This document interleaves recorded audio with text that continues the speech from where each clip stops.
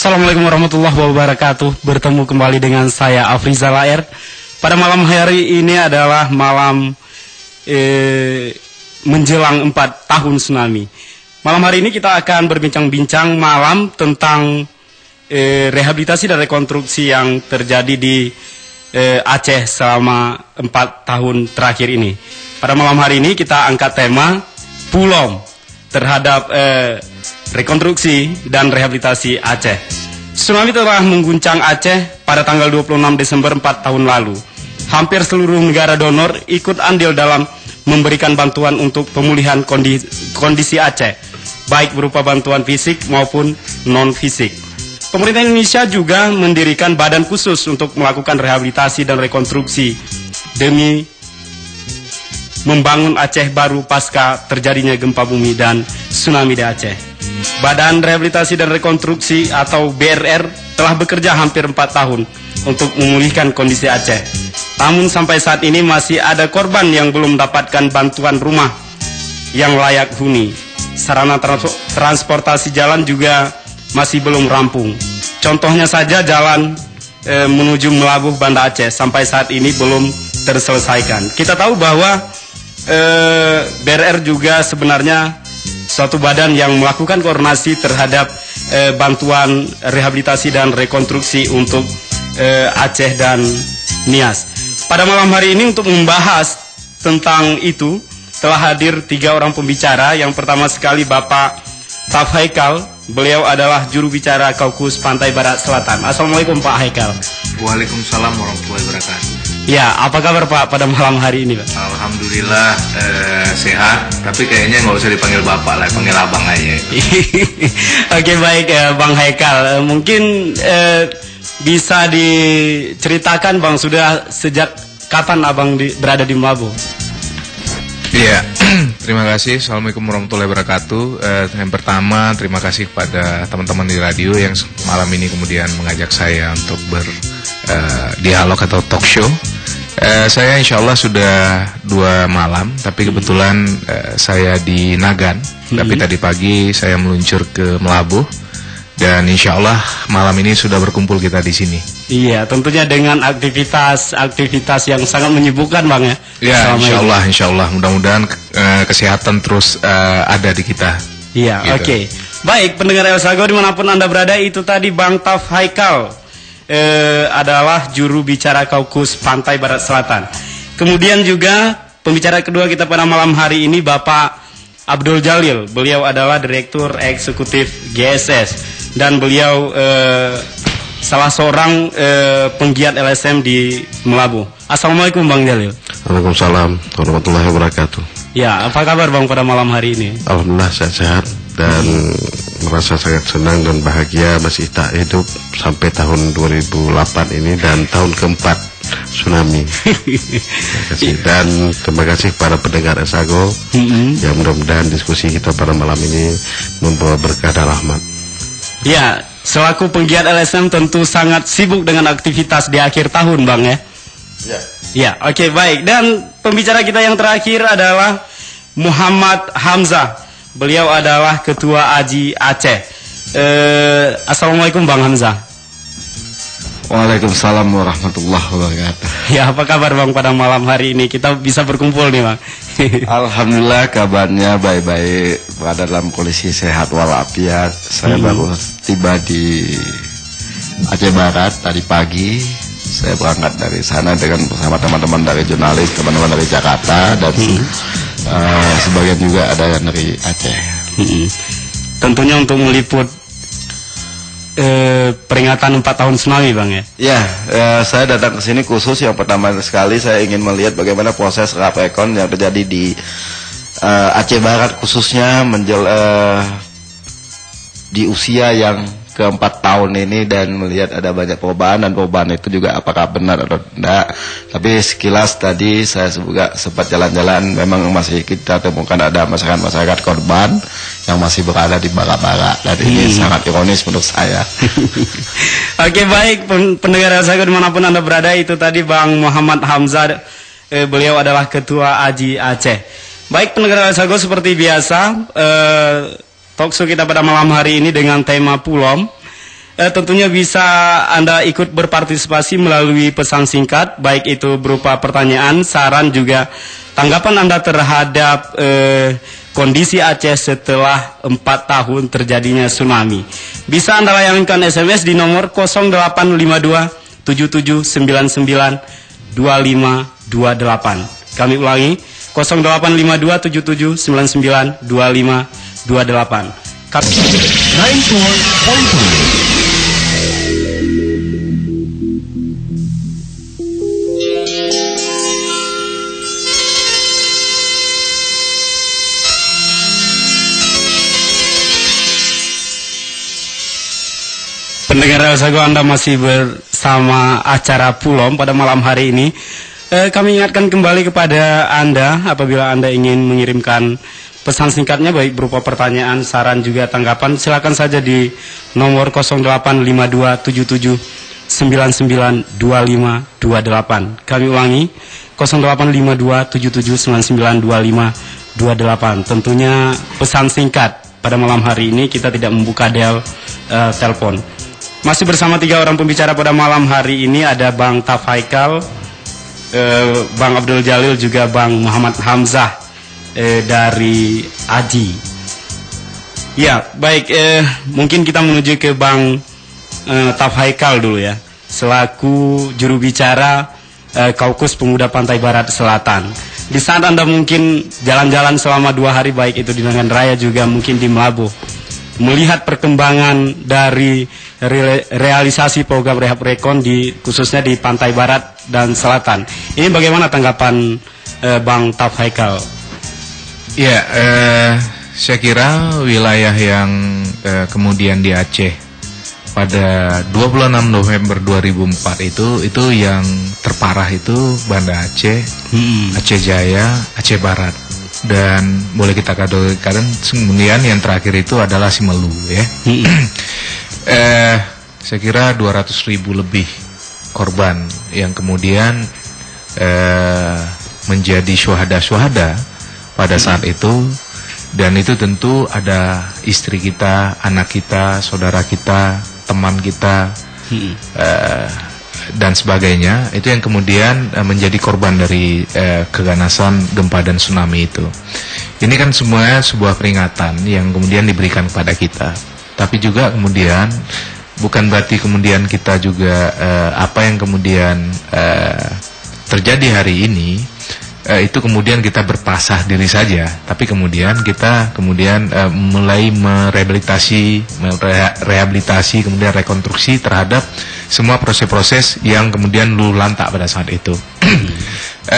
Kalau saya bilang secara umum kemudian ini sebenarnya proses rehabilitasi dan rekonstruksi ini dalam skala yang besar, kemudian dalam waktu yang menurut kita juga tidak terlalu lama, ini sebenarnya juga sudah memperlihatkan sebuah kemajuan gitu. Tapi saya kira pada proses 4 tahun ini kemudian masih kita lihat ada saudara kita yang di Barak, miris juga kita, gitu ya, bahwa mereka sampai hari ini masih di Barak gitu. Walau nanti ada begitu kita cross check atau di verifikasi, itu bisa saja nanti mereka itu adalah kemudian orang-orang yang mungkin yang datang dari luar segala macam ya, kemudian masih menempati Barak gitu. Tapi sebenarnya maaf harus saya katakan secara pribadi, saya sampai hari ini juga rumah saya belum dibuat gitu. Karena saya juga salah satu yang menjadi korban yang juga bertarung nyawa saya di dalam air bah tsunami itu gitu. Jadi proses-proses seperti ini yang kita lihat, yang terlewat gitu ya. Insya Allah oke, kalau saya secara pribadi yang terlewat mungkin kita masih coba bisa bertahan gitu. Tapi kita bayangkan, saya membayangkan orang lain gitu ya. Saya membayangkan orang lain yang kemudian untuk makan sehari-hari saja itu sangat sulit, tapi sampai hari ini belum dapat rumah gitu. Itu yang kemudian saya bayangkan. Kalau kita lihat dari sisi perumahan, kalau kita lihat dari sisi infrastruktur lainnya, seperti kata pengantar tadi, bahwa jalan Banda Aceh Melabuh yang saya kira sekitar 70 mungkin sampai 65% itu lulu lantak gitu ya. Itu lulu lantak diambil oleh laut gitu. Sehingga memang itu akses yang membuat kemudian proses-proses rehabilitasi dan rekonstruksi di wilayah terutama pantai barat selatan itu menjadi sesuatu yang jauh dari harapan. Mengapa saya katakan jauh dari harapan? Karena sebagian besar donor-donor itu menjadi enggan masuk ke wilayah ini. Karena apa? Karena yang pertama, mobilisasi mereka itu sangat menjadi terbatas. Ya, karena apa? Jalan yang sampai hari ini itu masih jauh dari harapan kita, masih sangat lamban gitu.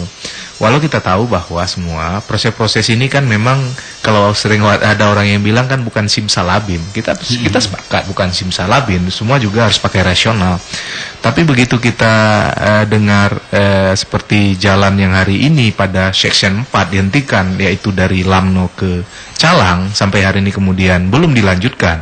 Kemudian masih rakit Lambeso itu masih ada, kemudian rangka jembatannya sudah berdiri setengah tapi kemudian tidak lanjutkan. Hal seperti ini yang kita pertanyakan sebenarnya. Ada apa, di mana ketidakmampuan pemerintah, baik pemerintah daerah, baik pemerintah pusat dan BRR yang kemudian diberikan mandatnya oleh negara untuk kemudian menjadi penjaga gawang utama dalam proses rehabilitasi rekonstruksi ini tidak kemudian kita lihat. Ya mungkin kita orang awam di luar bertanya ada apa gitu.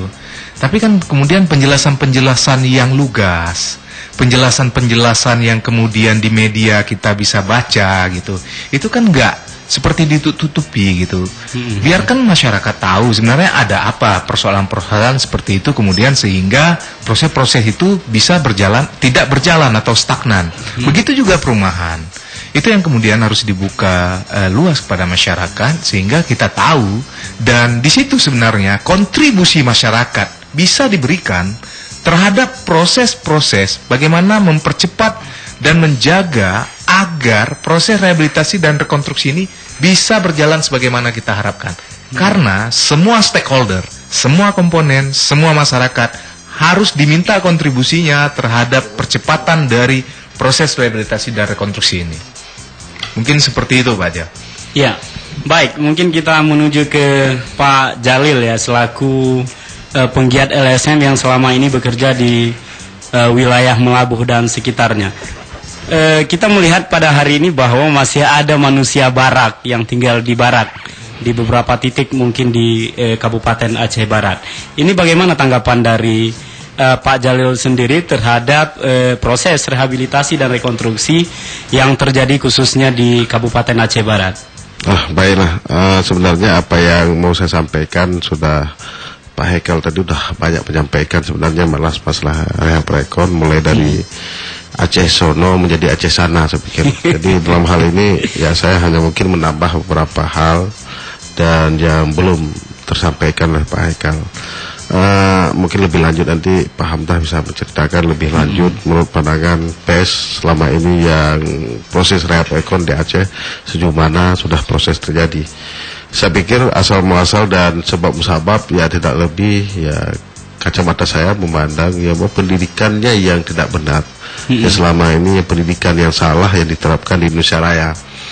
Jadi kebetulan Aceh merupakan bagian daripada Indonesia Raya sehingga ya atas dasar pendidikan yang salah akhirnya proses rehab rekon ini ya jadi tidak sempurna sehingga jadi setengah rekayasa dan bisa saja 100% rekayasa sebenarnya. Di dalam hal ini saya mempersoalkan masalah pendidikan yang salah ini ya mungkin ya karena di kita di Indonesia ini ya sangat lazim karena pendidikan yang dijalankan di sekolah-sekolah itu ya banyak mengatakan dengan contoh kerbau Pak Madi 3 ekor, misalnya kerbau Pak Madi 3 ekor dan kerbau Pak Madi gemuk dan besar, akhirnya kerbau sampai akhirnya pada anak-anak sekolah di tingkat dasar itu diterapkan demikian dan menjadi hafalan. Saya nggak pernah membayangkan kalau sesuatu untuk kita hafal ratusan kali, kalau sempat kita hafal Bismillah dan kita meniatkan itu untuk doa kebal kan bisa jadi kebal kita. Jadi kebetulan kita pada saat itu anak-anak penerapan sekolah itu lewat kerbau, akhirnya alhamdulillah kita jadi kerbau. Cuma ya karena 2 kaki disebutlah manusia sebenarnya. Jadi sehingga dengan watak kerbau kita itu ya mungkin rekan-rekan jadi tahu, mungkin pendengar jadi tahu bagaimana watak kerbau. Kalau dia lagi ngerumput di sini, ya udah nampak hijau di depan, dia lari ke depan, nampak lagi ke depan, lari ke depan. Dari pagi sampai sore, kadang-kadang lupa pulang kandang. Nah, begitulah nafsu kerbau yang sangat luar biasa. Akibat penerapan itu, misalnya saya sendiri ya hanya ecek-ecek yang di Belabuh ini kecil-kecilan, saya mungkin hanya dapat honor setiap bulan 4 juta. Ya itu di situ makan, di situ minum, di situ operasional, di situ semuanya. Tapi mungkin watak kerbau saya sudah menipis sedikit, sehingga saya tidak perlu menagih 15 juta, 30 juta, atau 35 juta, atau 75 juta, atau 100 juta gaji saya. Tetapi kalau seandainya masih tertanam watak kerbau, itu nggak cukup 100 juta gaji. Makanya jangan kita herankan, kenapa kita lancar sekali korupsinya. Ya karena tadi itu pengaruh dengan watak kerbau, nggak semua cukup. Ini pagar orang, pagar dia, di pagar beton lompat dia. Nah ini persoalan hari ini. Oh kita bilang ada hukum, ada undang-undang, ada aturan, ada KPK, ada SA, ada ini, ada itu semua. Jadi karena kerbau tadi nggak ada urusan dengan itu.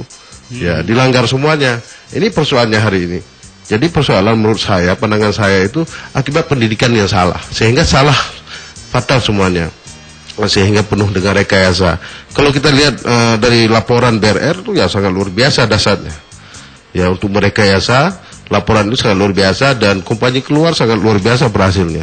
Tetapi itu kan tidak lebih daripada rekayasa-rekayasa. Saya pernah melihat di sini, misalnya dengan dibubarnya Regional 1 kemarin itu yang tercatat di media-media, dan pada saat itu nanti BRR akan beralih fungsi di bawah gubernur dengan nama lain. Ya, saya pikir kan nggak pernah saya katakan dulu ini sama juga dengan Bakornas. Pada saat BRR terbentuk itu sama dengan Bakornas. Cuma hanya perubahan nama aja. Kalau dulu Bakornas sudah sangat cacat, Bakornas itu ya robah aja bentuk jadi BRR. Nanti sudah kacau kali BRR ini sudah semacam, robah lagi bentuk di bawah gubernur. Padahal sama aja ini sebenarnya. Hanya tukar-tukar baju aja sebenarnya ini. Dan problem hari ini yang kita pikirkan hari ini adalah BRR yang begitu sudah rusak, kemudian ditambah lagi dengan janji-janji segala macam, ya apa yang dilakukan oleh beberapa orang bupati itu menolak aset yang diberikan, ya saya pikir sangat bagus tuh. Ya karena yang bangunan yang dikerjakan oleh BRR ya semuanya amburadul dan sia-sia sebenarnya. Jadi dalam hal ini dan kita contohkan setelah bubar BRR, kita kebagian dana kalau salah saya 1,3 triliun itu, kemudian jatah untuk kue tsunami ini untuk Aceh Barat 14 miliar itu. 114 miliar, saya pikirkan itu ya pikir memang banyak, tetapi ya hanya bisa kita dirikan dapur-dapur atau hanya gubuk-gubuk yang bisa kita dirikan. Kenapa? Di 114 miliar itu harus kita keluarkan lagi untuk 5.000 orang yang harus kita berikan 7.500.000 dana rehab. Itu terbeban pada 114 miliar. Kemudian di 114 miliar itu terbeban lagi 1.000 sekian untuk dana rehab 1.500 orang yang kemarin nggak kebagian tahap 1, yang tahap kedua itu terbeban juga di 114 miliar. Ya paling-paling untuk rehab rekon berikutnya itu ya paling ada ya sekitar 50 miliar lagi. Nah, kemudian tambah lagi uang bayar listrik, karena bangunan tidak terkontrol kemarin sangat luar biasa, sangat hebat kali, sangat megah kali, sehingga untuk bayar listrik aja mencapai 12 juta saya pikirkan. Jadi 12 juta per rumah sekolah misalnya harus bayar listrik. Nah, dan kemudian ini yang dibangun oleh BRR udah mulai rusak, udah mulai hancur, udah mulai bengkak-bengkak, udah mulai keropos semacam. Ini dari 50 miliar itu tambah lagi untuk biaya pemeliharaan itu. Ya saya pikir ini kan sama aja. Ya sama aja nihil juga, saya pikir 114 miliar yang dibebankan itu. Kemudian itu ya satu metode yang dijalankan untuk 2008. Kemudian metode yang kedua yang dijalankan oleh pemerintah, ada 1 triliun yang diberikan pada SKPD seluruh Aceh. Ya selama ini SKPD mungkin kurang kebagian kue tsunami-nya, maka pada saat perakhiran ini ya diberikan sedikit kue tsunami untuk SKPD, sehingga SKPD nggak mau marah lagi, merepet-repet lagi. Selama ini mungkin dianggap SKPD banyak membocor-bocorkan rahasia kepada PES, kepada si A, kepada si B, karena mereka nggak cukup banyak kebagian. Jadi kalau nanti BRR sudah angkat kaki dari Aceh, Ya, berarti sama belepohnya, sama juga tanah watak kerbolnya seluruh sampai ke SKPD dan sampai pada kecil yang paling bawah. Saya pikir itu. Iya, ya oke baik Bang Jalil. Dan sebelumnya mungkin kita undang lagi pendengar El Sago dimanapun Anda berada. Apabila Anda ingin mengirimkan pesan singkatnya silakan saja ke 085277992528. Kami ulangi 085277992528. Tentunya baik berupa pertanyaan, saran juga mungkin tanggapan terhadap setelah terjadinya 4 tahun tsunami dan masih banyak persoalan sebenarnya yang terjadi di Nanggro Aceh Darussalam. Baik, kita menuju ke Bang Hamzah ini Bang. Selaku orang jurnalis biasanya selalu melakukan analisa-analisa ya terhadap semua kejadian dan malah itu akan menjadi berita. Kira-kira faktor apa yang menyebabkan setelah 4 tahun tsunami ini belum bisa teratasi semua program rehabilitasi dan rekonstruksi untuk pemulihan Aceh pasca tsunami ya? Ya terima kasih. Kalau kita bicara soal faktor apa yang membuat bahwa terjadi permasalahan dalam konteks rekon pasca tsunami, itu kita memang harus mereview kembali persoalan-persoalan yang terjadi sebelumnya. Misalnya ketika kita bicara bagaimana pada awalnya tsunami, lahirnya blueprint dan lain sebagainya, dan juga soal banyaknya komitmen dari lembaga donor juga pemerintah dan pihak-pihak lain, sehingga waktu itu World Bank sempat mengeluarkan sebuah catatan bahwa dalam proses Rapekon Aceh dalam masa 4 tahun itu hampir 90 triliun dananya. Nah waktu itu saya berpikir kalau dana 90 triliun dengan jumlah penduduk Aceh yang ada itu kalau dibagi rata itu aja, itu dananya udah rakyat Aceh udah sejahtera semua dan itu menjadi hal yang sangat luar biasa. Tetapi itu sesuatu hal yang tidak rasio dan tidak mungkin. Kenapa? Kalau uang itu dibagi-bagi, kapan dibuat pembangunannya? Nah ini kalau kita review tentang soal pendanaan. Lalu bagaimana komitmen dari pelaksana Rehaprekon, baik itu dari pemerintah maupun BNN dan pihak-pihak lain.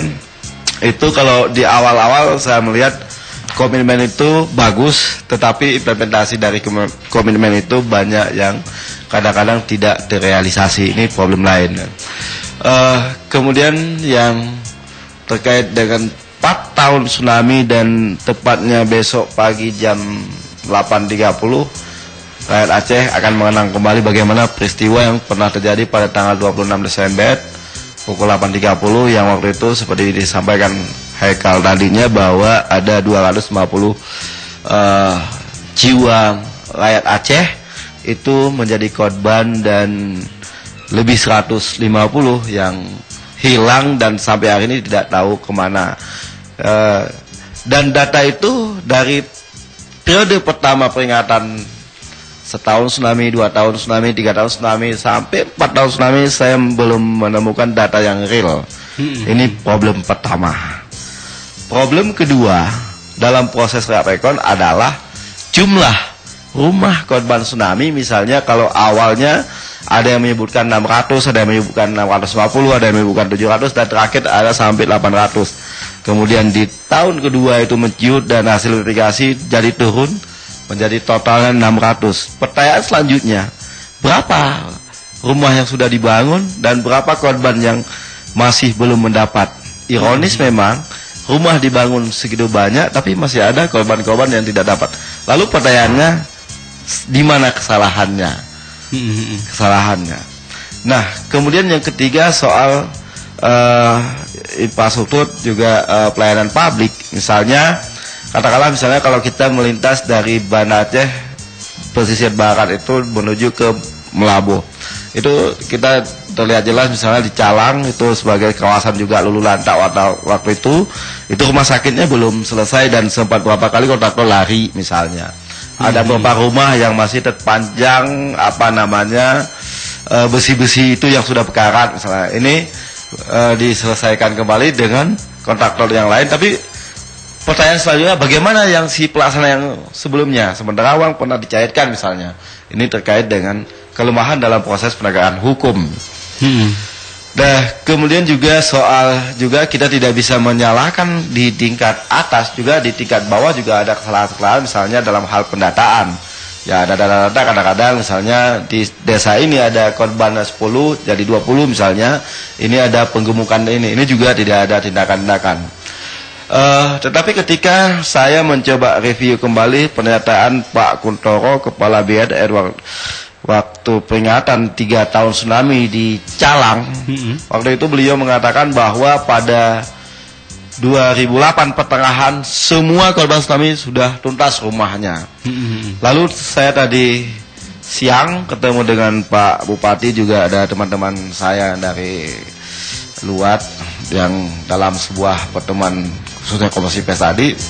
Saya betapa terkejut ketika Pak Bupati mengatakan bahwa di Aceh Barat itu lebih 2.000 jiwa korban tsunami belum mendapat rumah, dan mereka belum jelas bagaimana nasibnya, dan pemerintah nanti akan berupaya. Artinya upaya itu masih belum ada kejelasan juga.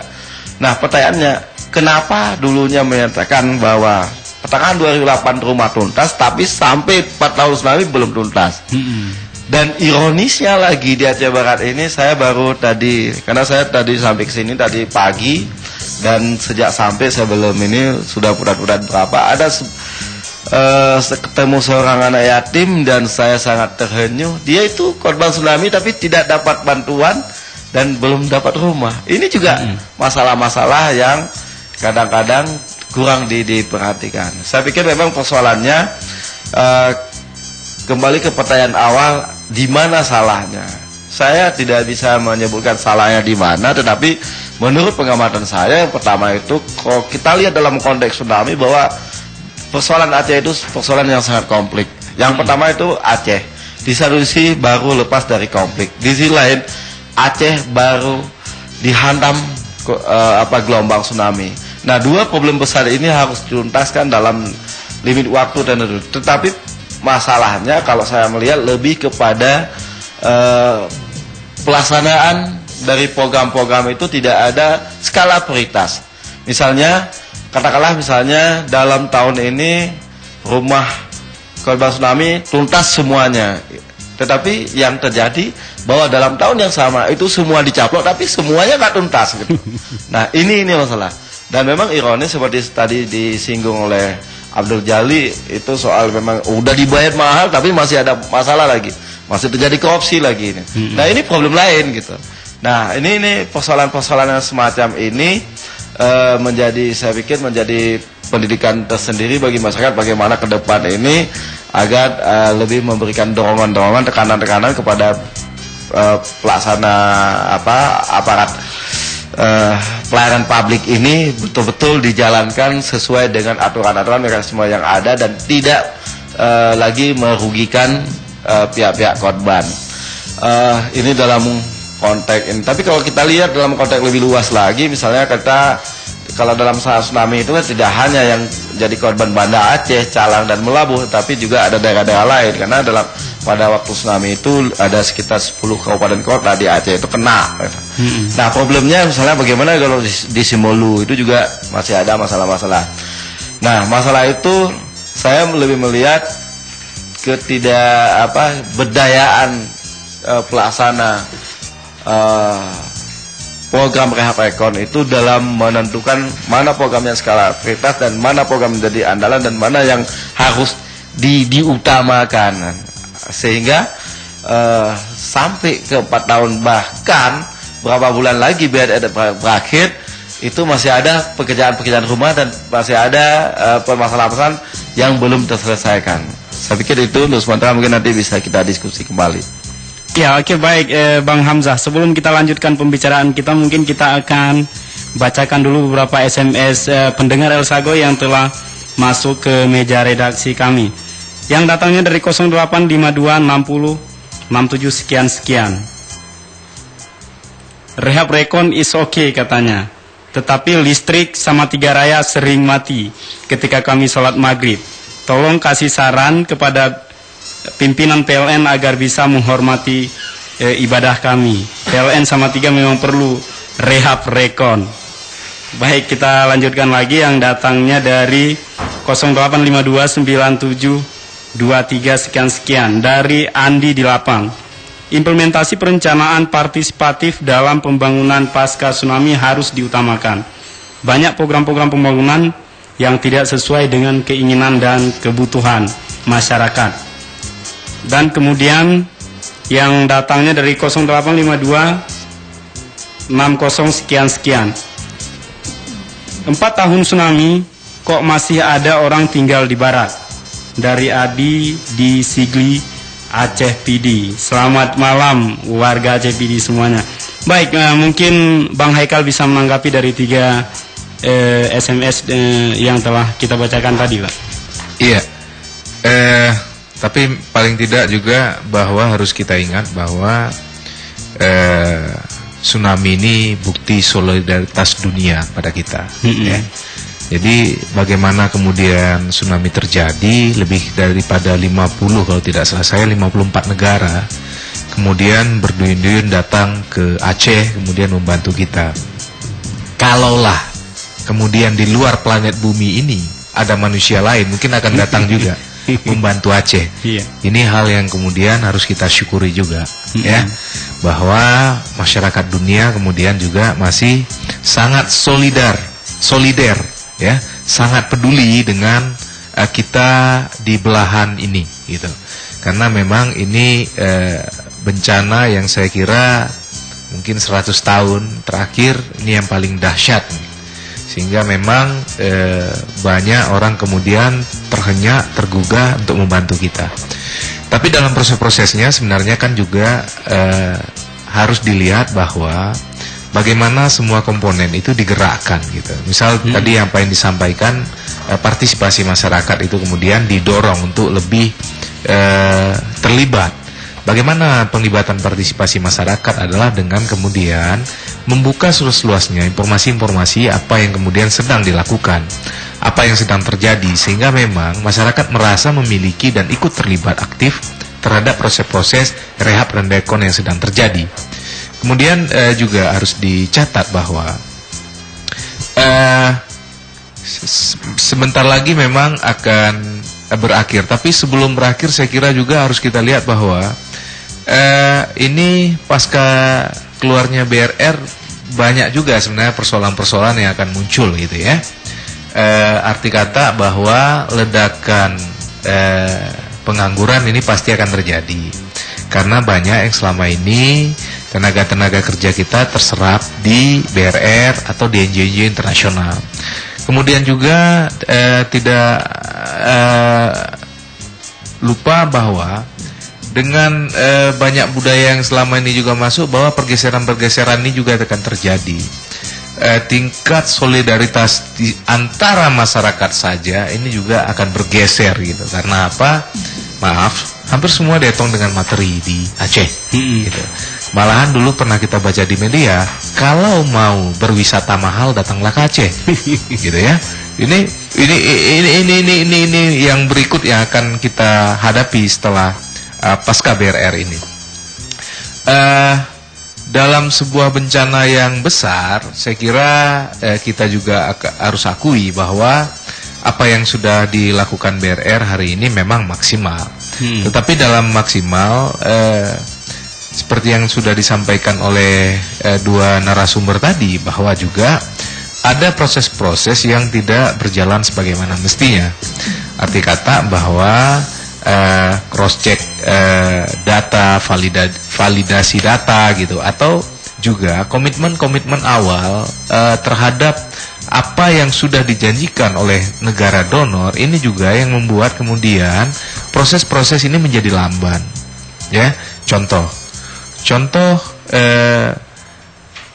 banyak NGO ya yang kemudian sudah berkomitmen ingin membantu di wilayah Aceh Jaya atau mungkin di Aceh Barat dan juga di Semelu, itu karena susah ya mendapatkan material, itu kemudian itu pindah ke wilayah lain yang juga memang kena tsunami. Tapi kalau dibandingkan dengan apa yang terjadi di wilayah-wilayah ini, itu kemudian nggak ada yang perhatikan lagi gitu. Ya, saya kira memang semua ingin daya serap, anggaran yang kemudian sudah dipercayakan oleh rakyat negara masing-masing, ya, itu kemudian ingin mereka laporkan sudah terrealisasi. Tapi juga harus diingat bahwa apabila kemudian mereka tidak berkomitmen terhadap apa yang sedang dilakukan, ini juga kita sayangkan gitu, ya. Dan tentunya proses-proses ini tidak terjadi dan berdiri sendiri memang. Kontribusi-kontribusi ini diberikan oleh faktor alam juga, ya, kemudian jarak tempuh juga, gitu, infrastruktur yang kemudian mendukung mereka untuk bisa mempercepat daya serap anggaran terhadap apa yang sudah diamanahkan oleh rakyat yang kemudian menitipkan, rakyat dan negara dia menitipkan uang di lembaga dia. Tapi ini yang kemudian juga menjadi bagian yang kemudian dikeluhkan oleh BRR, ya. Komitmen yang sudah, padahal misal BRR awal sudah ingin memplotkan, tapi kemudian datang NGO, oke, kita akan bantu, BRR tidak. Ini yang juga menurut saya faktor kelambatan juga, gitu. Kita nggak bisa pungkiri juga, ya, bahwa bukan hanya BRR, bukan hanya pemerintah daerah, tapi juga donor-donor dan negara asing juga memberikan kontribusi terhadap lambannya ini. Tetapi apapun yang sudah terjadi hari ini, yang harus patut kita syukuri bahwa tsunami di Aceh ini bukti dari solidaritas dari masyarakat dunia untuk Aceh. Itu yang mungkin ingin saya beri tanggapan sedikit berkaitan dengan pertanyaan yang sudah dilayangkan melalui SMS ke kita di sini. Mungkin itu dulu. Ya, oke, baik, Bang Haikal, mungkin sebelumnya saya ingatkan kembali kepada pendengar Elsago dimanapun Anda berada, apabila Anda ingin berpartisipasi dalam bincang-bincang malam Pulom pada malam hari ini, silakan saja layangkan pesan singkatnya di 0852 7799 2528. Kami ulangi 0852 7799 2528.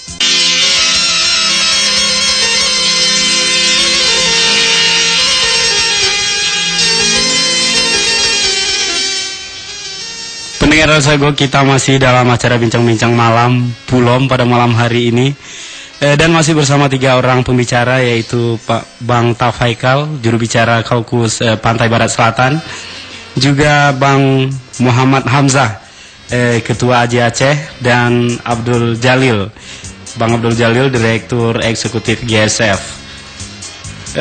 Baik pendengar Elsago, kita coba bacakan lagi SMS yang telah masuk di meja redaksi kami, yang datangnya dari 081269 26 sekian.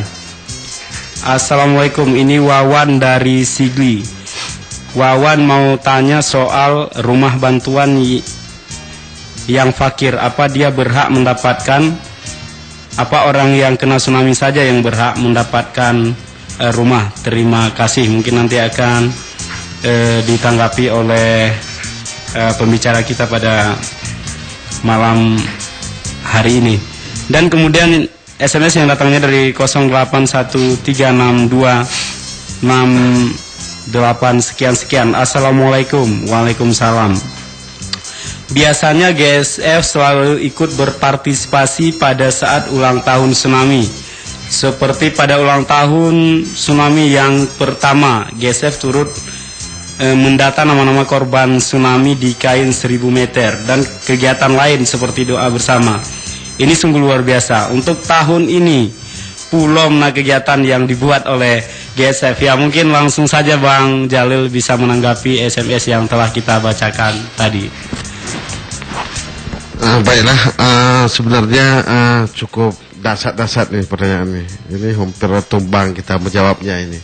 Sebenarnya inilah sebuah proses rekonstruksi, saya pikir abih mangat dikatakit ngambil tadi.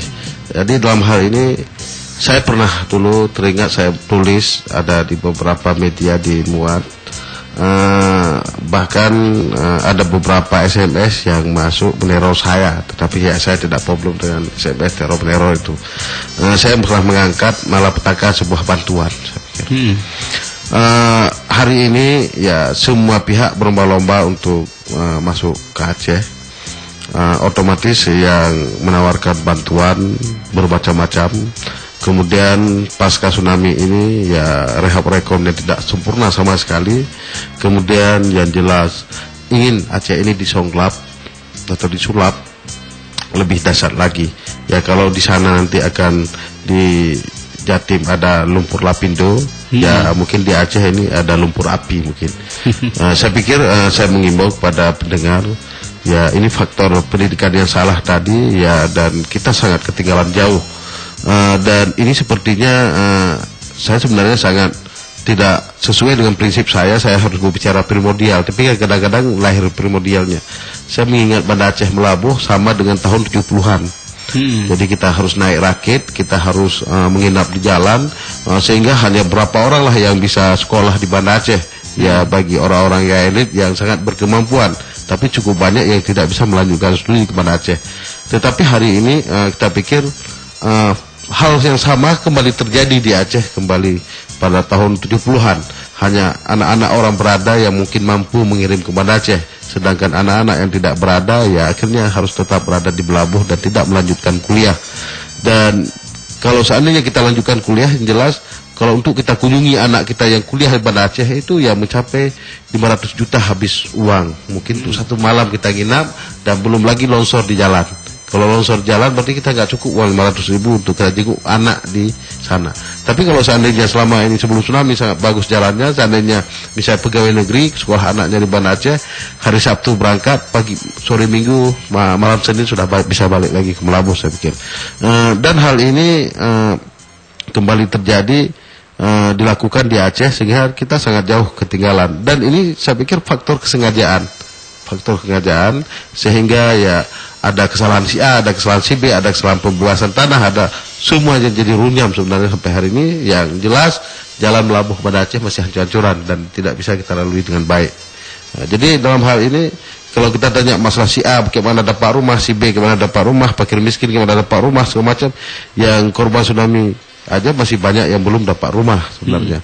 Ya contoh kita pikir ada ribuan orang yang berstatus rumah sewa yang sudah didata oleh BRR itu, yang sudah diberikan kartu BRR yang bahwa suatu saat dia akan mendapat rumah. Dan sampai hari ini sudah bubar BRR, sudah ditutup tanggal 22 BRR Melabuh. Itu ya rumah mereka nggak kebagian dan nggak jelas rimbanya. Kemudian ada lagi yang sudah terdata untuk dapat dana rehab. Ya, di buku sudah ada nomor register dari BRR, tetapi belum ada juga kepastian untuk mendapatkannya hari ini. Ya, saya pikir masyarakat Aceh Barat ini sudah terlampau disibukkan dengan hal-hal yang lain sehingga tidak memikirkan apa yang paling urgen. Sehingga ya masyarakat Aceh Barat hari ini yang memperoleh gaji yang sangat luar biasa dasarnya ya sibuk dengan proyek-proyek sendiri, yang proyeknya akhirnya tidak jelas. Dan saya pikir cukup banyak akhirnya pegawai yang pindah tempat, ada gaji nanti di kantor dia SKPD dia sendiri, ada gaji di BRR. Dan ini yang lagi dikejar tadi, ya nafsu kerbau yang dipertontonkan kembali. Ya alhamdulillah saya sangat senang dan Aceh Barat hari ini ya mungkin sangat jauh perbedaan dengan Banda Aceh. Banda Aceh hampir sekian banyak aktivis yang masuk kerja di BRR, tapi di Aceh Barat alhamdulillah selamat dari hal ini.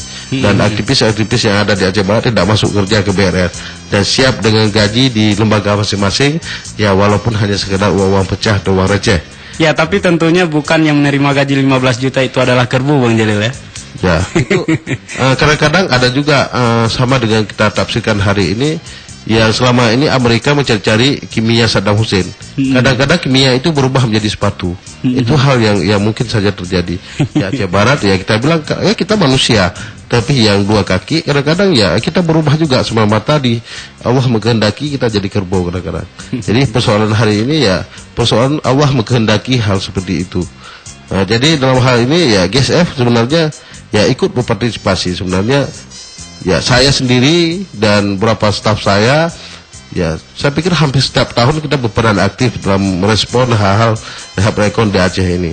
Yang jelas untuk tahun ini pun kita respon juga. Ya banyak kawan-kawan hari ini mungkin ingin menyampaikan aspirasi atau mempertanyakan kepada Kuntoro. Ya bagaimana dengan nasib mereka yang sudah pernah terdata oleh BRR sampai hari ini belum ada kejelasan mendapatkan rumah, yaitu rumah sewa. Ya saya pikir ya kalau pendengar El Sago ini bersedia membantu rekan-rekannya yang sudah mendapatkan rumah, tapi banyak rekan-rekan korban tsunami yang belum dapat rumah, ya silahkan bergabung dengan sana. Ya malam ini aja ada banyak korban-korban tsunami yang melakukan doa bersama di Masjid Mukalla. Saya pikir ya besok mungkin mereka akan menjumpai Pak Kuntoro. Ya silahkan mungkin ya kawan-kawan yang ada pendengar El Sago ini ingin membantu apa ya bila ada yang sudah dapat rumah baik di Belang Berandang dimanapun berada ingin berpartisipasi silahkan saya pikir. Ya GSF berpartisipasi juga dalam hal ini dan termasuk rekan-rekan Bahamdah pun sampai ke sini berpartisipasi juga. Pak Hekal pun sampai ke sini partisipasi juga dalam Rehab Rekon. Saya pikir semua pihak berpartisipasi ya tinggal yang di rumah yang mendengar di 2 hari ini ya untuk dituntut juga partisipasinya ya untuk masalah Rehab Rekon. Terserah partisipasinya dalam bentuk bermacam-macam dan berbeda. Iya. Ya, oke baik. Kami kembali mengundang pendengar El Sago. Apabila Anda ingin mengirimkan pesan singkatnya, silakan saja dikirimkan ke 085277992528. Kami ulangi 085277992528. Kita kembali membacakan SMS yang telah masuk ke meja redaksi kami. Yang datangnya dari 08527779 sekian-sekian. Assalamualaikum para narasumber. Saya Lini di Barak Lehan. Yang ingin saya tanyakan, apa faktor yang memperlambat terjadinya rehab dan rekon pasca tsunami di Aceh Barat, sehingga masih ada masyarakat yang hidup di barak-barak penampungan? Dan bagaimana nasib orang-orang yang sampai saat ini belum mendapatkan rumah, sedangkan kecik, keplor, atau panitianya lebih dari 1 rumah? Apa mereka tidak diadili atau itu semua hadiah dari jabatan mereka? Bagaimana nasib kami, Pak? Oke, ini Lini yang ada di Barak Lehan. Mungkin nanti Bang Hamzah bisa menanggapi dari pertanyaan Lini tadi. Dan juga tadi kita lihat bahwa sebenarnya rumah sudah cukup banyak ya yang dibangun oleh BRR, namun sampai saat ini juga belum cukup. Ini sebenarnya kenapa gitu. Dan kemudian kita bacakan lagi SMS yang masuk dari 08527736 sekian-sekian. Bang, kami masih di Barak Lapang 1. Lagi-lagi dari warga Barak ini.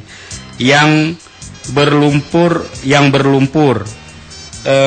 Macam mana keadaan anak-anak kami untuk bermain? Coba tolong Bapak pantau. Terima kasih.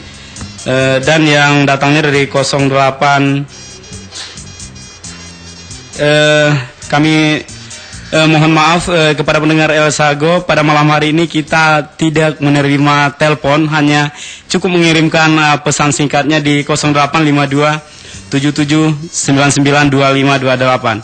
Baik, yang datangnya dari 085277 sekian. Tahun boleh diulang untuk mengenang peristiwa yang dahsyat itu. Tapi apakah arti sebuah ulangan jika ulangan tersebut hanya mengisikan sebuah kepiluan bagi korban tsunami yang masih meratapi hidupnya di rumah shelter? Lebih ironis lagi, Bang, janda korban tsunami yang mengasuh yatim piatu tapi belum juga mendapatkan rumah menjelang 4 tahun pasca tsunami. Adakah arti dari sebuah ulangan itu? Salam dari Wawan, seorang dari wartawan Harian Aceh, wilayah liputan Melabu Calang. Ya, mungkin silakan saja Bang Hamzah untuk menanggapi 3 SMS yang baru kita bacakan tadi, Pak. Ya, terima kasih semua pendengar yang telah menanggapi dan juga mempertanyakan kembali persoalan rehab rekon di Aceh 4 tahun tsunami. Yang pertama sekali saya ingin tanggapi soal listrik itu. Kenapa sih listrik itu setiap maghrib selalu mati?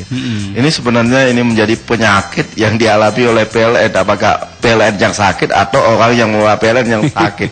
Ini saya pikir ini kalau memang ada orang yang PLN yang mendengar ini, mudah-mudahan ke depan tidak lagi mematikan listrik pada saat sholat maghrib dan juga pada saat yang lain, saya pikir ya.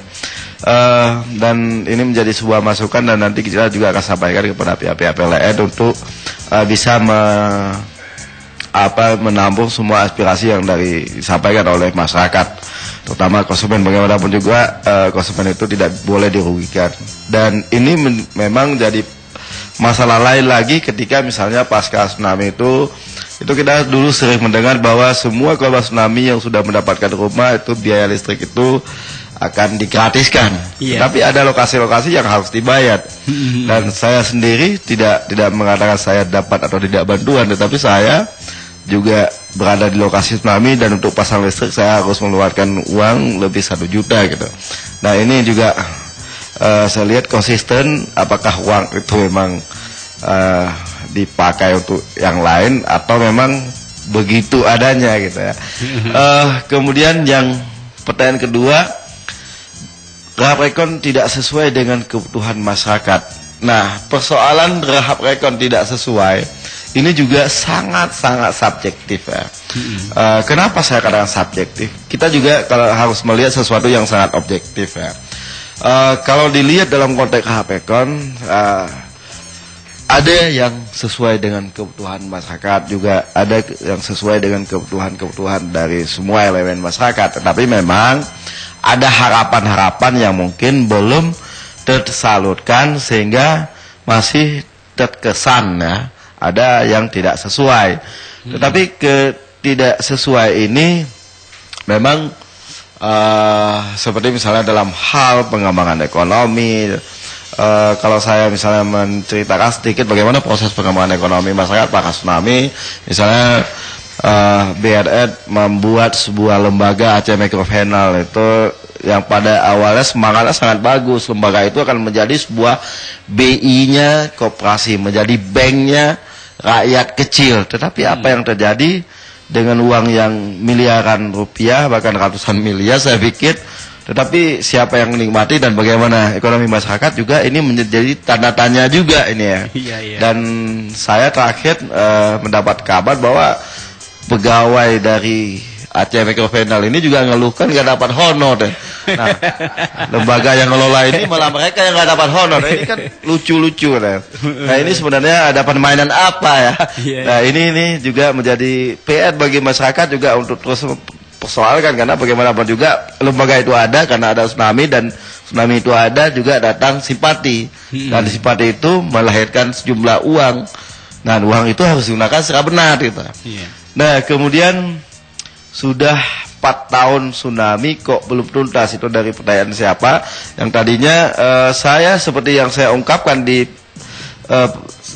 awal tadi, bahwa dalam proses pembangunan kembali Aceh pasca konflik dan pasca tsunami itu tidak bisa kita melihat dalam satu sisi ya. Tapi kita harus melihat dalam banyak sisi karena persoalannya sangat kompleks. Di satu sisi kita juga membangun persoalan-persoalan di masa konflik, di sisi lain juga kita harus menuntaskan persoalan-persoalan yang terjadi pasca tsunami. Tetapi kalau dalam konteks jurnalis sebenarnya diakui atau tidak, semuanya yang terjadi pasca tsunami itu orang datang ke sini itu berkat dari tulisan dari teman-teman, suara dari teman-teman. Karena dunia itu tahu tsunami Aceh itu kan ada wartawannya. Jadi kalau dilihat dari konteks wartawan sudah berbuat sebisanya, meskipun di kemudian hari ada klaim, ada tudingan-tudingan bahwa wartawan tidak berpihak kepada pelaksana ini, pelaksana itu. Tetapi kalau mau jujur, mereka itu ada juga karena berkat dorongan juga tulisan-tulisan dari teman-teman.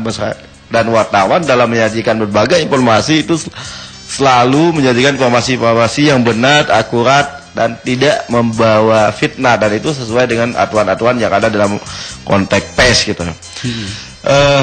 Nah persoalan belum tuntas, saya pikir ini karena persoalan yang sangat kompleks.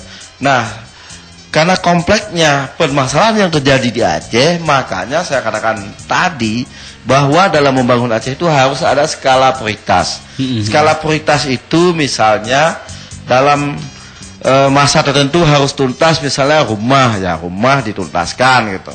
Kemudian dalam masa tertentu harus tuntasnya pendidikan, misalnya sekolah gitu, puskesmas dan lain sebagainya. Nah ini skala prioritas ini yang jadi tidak menjadi prioritas, sehingga semuanya mau dijamah dalam waktu yang sangat singkat sehingga ada hal-hal yang kadang-kadang jadi kacau balau gitu. Nah ini masalahnya. Kemudian pertanyaannya lagi, apakah rumah itu hanya diberikan untuk korban tsunami dan bagaimana dengan nasib paket miskin? Nah kalau dalam konteks Rahab Rekon, saya pikir itu semua korban tsunami dia dilihat dari segi aspek layak atau tidak. Tetapi dalam konteks apapun dilihat, semua korban tsunami wajib mendapatkan rumah. Ini perlu dipahami dulu. Nah, lalu bagaimana dengan paket miskin? Paket miskin itu juga mendapatkan rumah, tapi dalam segmen yang lain. Nah, misalnya di pemerintah Aceh itu ada bantuan untuk duafa, kaum duafa. Kaum duafa itu dia mendapatkan dari lembaga yang lain, misalnya dengan melapor kepada lurah. Nah, dari itu sekarang ada banyak dibangun, saya pikir di seluruh Aceh itu ada banyak yang sudah mendapatkan. Nah, lalu bagaimana kalau misalnya daerah-daerah yang belum mendapatkan, mungkin nanti bisa disampaikan kepada aparat desa masing-masing untuk bisa disampaikan kepada berwenang. Nah, kalau saya sendiri sebenarnya saya tidak berkewenang untuk mencari rumah, tetapi saya menyuarakan gitu ya. Tetapi ini juga kaum duafa sudah dibantu dan saya lihat juga bagus-bagus rumah yang dibuat untuk kaum duafa dan paket miskin ya. Nah, masalahnya lagi, kenapa ada orang miskin tapi tidak mendapatkan rumah? Nah, ini memang ada beberapa keluhan dari dinas-dinas tertentu yang memang dia konsisten untuk membantu kaum miskin, tetapi yang data yang disodorkan itu ternyata bukan orang miskin.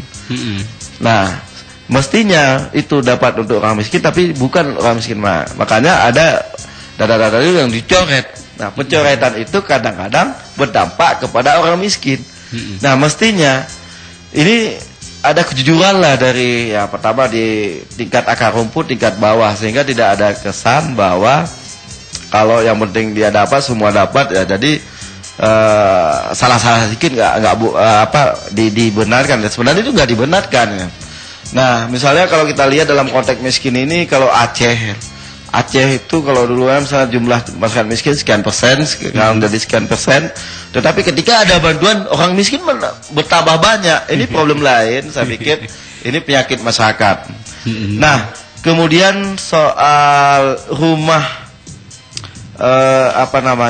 tadi ada pertanyaan faktor apa yang menyebabkan sampai hari ini belum terrealisasi? Faktor apa yang menyebabkan itu? Yang pertama soal yang saya sebutkan di awal adalah pendataan yang tidak valid, yang tidak jelas dari pertama sampai hari ini ya tidak jelas, sehingga jumlah yang sesungguhnya itu berapa. Nah, ketika jumlah sudah direalisasi, kemudian yang perlu dipahami bahwa semua rumah itu yang dibangun di Aceh bukan milik BNN. Rumah yang dibangun di Aceh itu sebagian besar adalah bantuan-bantuan dari NGO, badan-badan PBB atau lembaga-lembaga asing. Kemudian juga ada bantuan nasional, ada bantuan pemerintah kabupaten kota, ada pemerintah provinsi se-Indonesia. Misalnya di Banda Aceh itu ada rumah bantuan dari pemerintah DKI misalnya.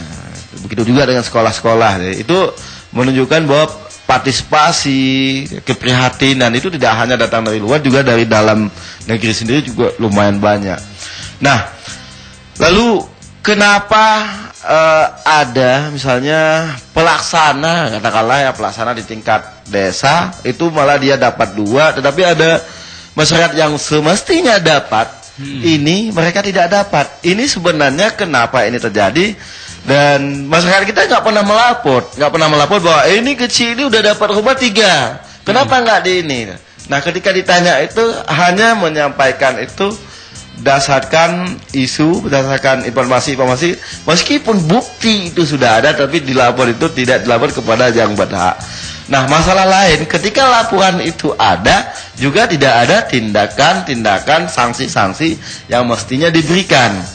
Dan saya bersyukur tadi juga saya melihat di pemerintah Aceh Barat ini, saya dapat informasi bahwa ada beberapa toko di sini yang dibangun oleh itu, tetapi itu bukan menjadi miliknya, dan toko itu sudah dicabut untuk pemerintah, dan ada yang diberikan kepada desa untuk kepentingan desa. Nah, ini saya pikir sanksi dan tindakan-tindakan yang cukup bagus, dan saya pikir ke depan juga mereka-mereka yang sudah melakukan tindakan-tindakan yang sudah merugikan masyarakat banyak, nah itu juga perlu diberikan sanksi-sanksi sepertinya. Makanya jangan sampai kita mengaminkan, mengiyakan bahwa korupsi berjamaah itu halal, itu apapun hukumnya itu tetap salah.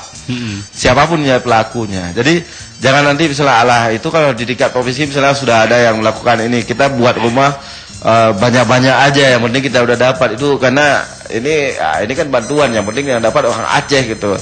Untuk ini. Jadi kesan-kesan mengaminkan yang nggak benar itu sebenarnya ya itu nggak boleh gitu.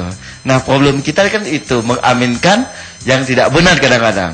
Ini masalah kecil. Saya akan coba ingatkan kepada siapa pendengar radio yang budiman bahwa misalnya kita membuat sebuah KTP. Sebuah KTP itu kalau di tingkat di Aceh itu kan setelah pergantian KTP merah putih ke KTP nasional kita kan gratis gitu.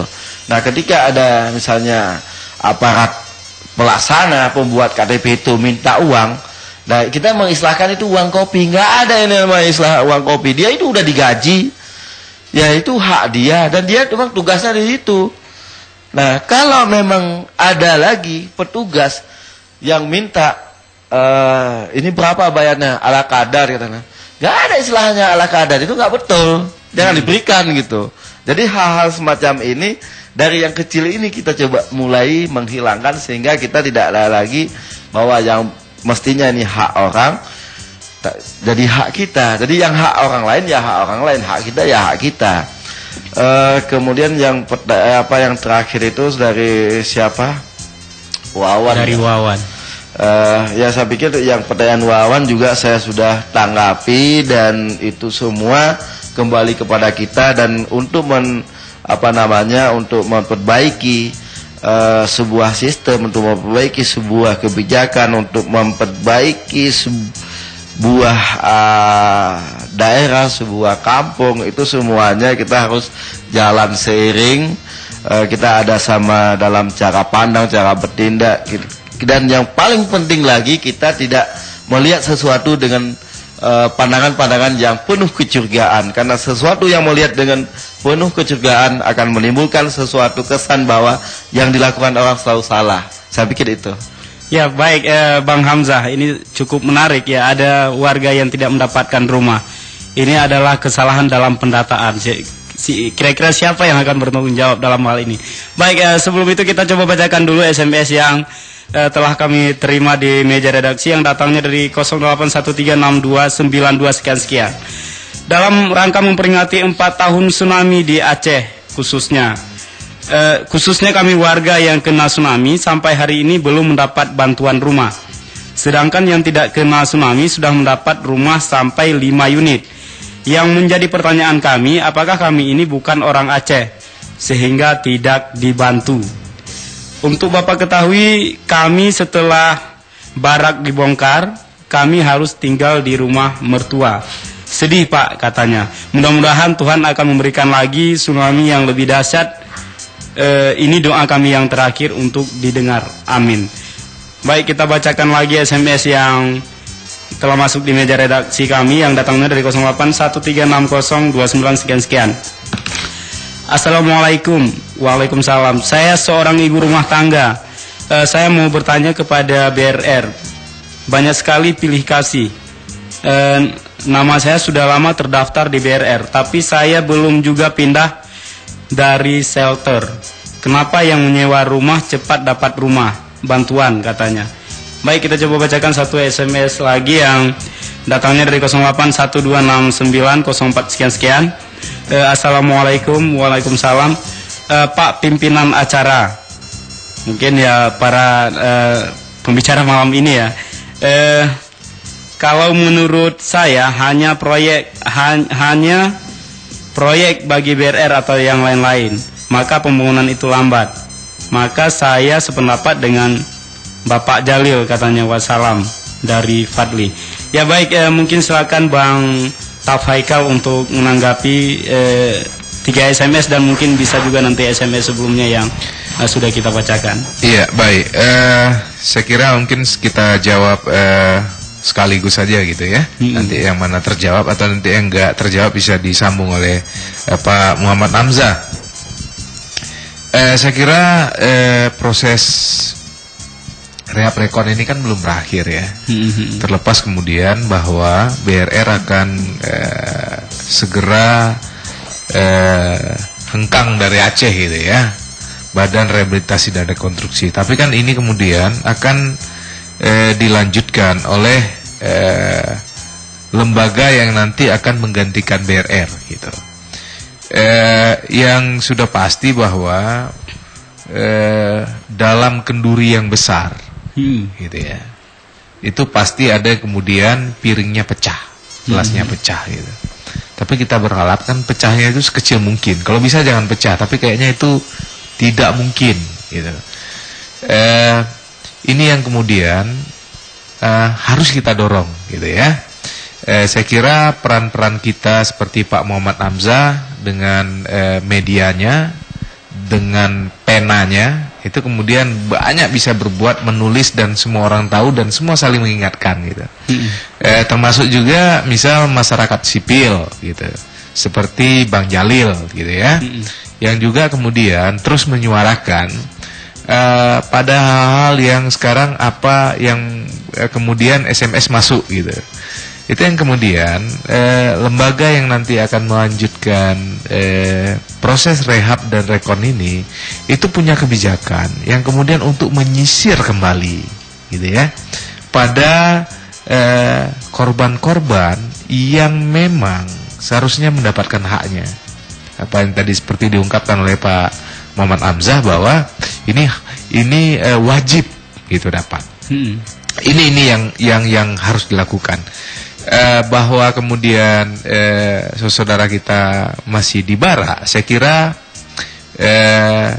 paling tidak di Barak kan selamanya juga ada organisasinya gitu ya, organisasi yang kemudian ya kalau kita bilang bosan, kita terus menjerit, kita bosan terus keluar masuk kantor dari pintu ke pintu untuk terus bertanya di mana rumah kami gitu. Saya kira jangan pernah berputus asa. Ini yang kemudian membuat bahwa yang terlewat ini akan terus diingat gitu. Ya. Proses-proses seperti ini harus terus kita lakukan gitu. Kalau kita tidak lakukan, saya kira memang dianggap udah selesai semua, gitu ya, udah selesai semua. Dan tentunya di akhir-akhir BRR ini akan tutup dan itu akan dilanjutkan oleh lembaga yang baru. Kalau tidak salah saya namanya BKRA gitu. Itu yang kemudian harus ada koordinasi yang kuat terhadap apa yang sudah dilakukan dan berapa tersisa, dan kemudian apa yang menjadi PR kalau kita mau lihat sebenarnya buka kembali kitabnya itu adalah blueprint gitu ya. Blueprint yang kemudian itu menjadi pegangan atau aturan main yang kemudian menjadi mandat daripada pelaksana rehab dan rekon di Aceh saat ini gitu. Proses-proses ini yang jangan sampai tumpang tindih, arti kata pada proyek yang kemudian atau program yang kemudian sudah dilakukan oleh BRR kemudian dilakukan oleh pemerintah Aceh gitu misal.